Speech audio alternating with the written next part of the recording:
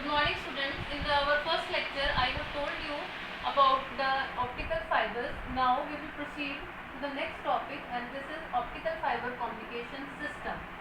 In third and fourth semesters we have already studied about the communication system.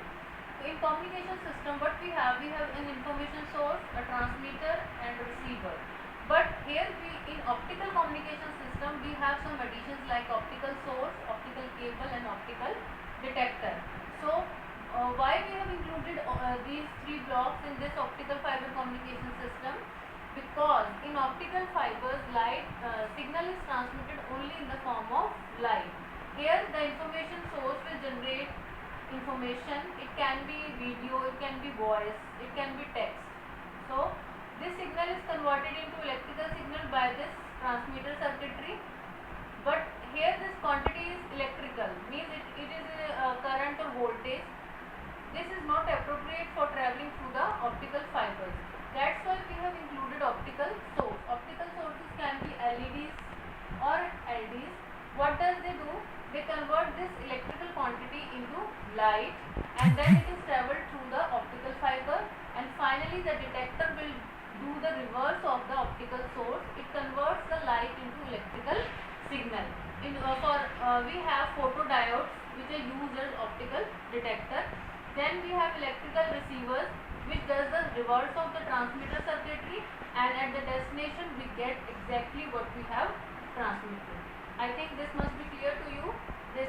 What we have discussed is the optical fiber communication system. Now coming to the next topic, that how does light propagates in an optical fiber. For this we have to understand some processes like refraction. What is refraction? As a light ray passes from one transparent medium to another, it changes its direction. This is a normal ray. This is a normal ray 90 degree.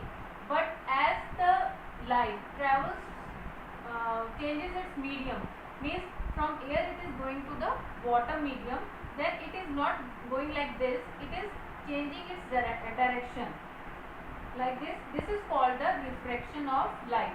So what we have understood from here, that whenever light changes its medium, from here medium is changed from air to water, the direction of propagation of light gets changed, and this is called refraction. Now what is refractive index?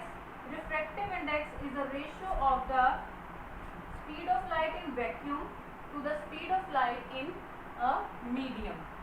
In an optical fiber, the light travels according to the Snell's law, and this is the Snell's law.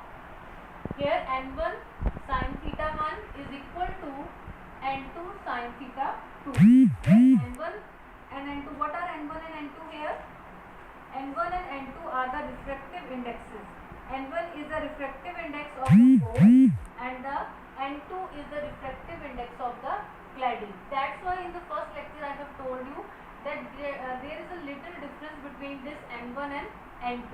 This is the refractive index of core, and this is the refractive index of cladding. Sin theta 1 and sin theta 2, what are these? These are the incident angle between the light beam and the normal from at the surface where the light is entering, and this is at the surface where light is leaving the surface. I think it must be clear.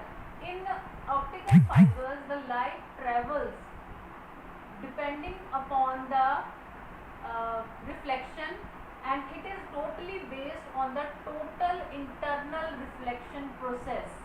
In this, whenever we draw the propagation of light in an optical fiber, we always use this kind of directions rays.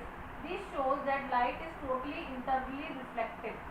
You see from here, this is core, and it is having a refractive index of n1, and n2 is showing the cladding part. I have just shown a cross-sectional view of the optical fiber, and the types of rays which travel in an optical fiber are of two kinds. First is meridional, that is bound and unbound rays.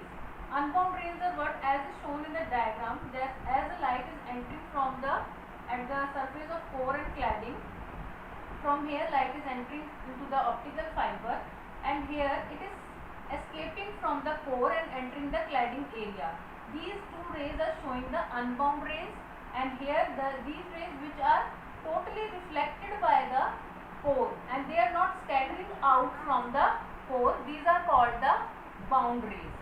So from here we can get an idea of meridional rays, which are of two types, bound rays and unbound rays. Other are the skew rays. Skew rays are the rays which do not travel through the center or axis of the optical fiber, they just scatter around in any direction. But the total, the basic principle of the propagation of light is the total internal reflection process. I think this must be clear to you. Thank you.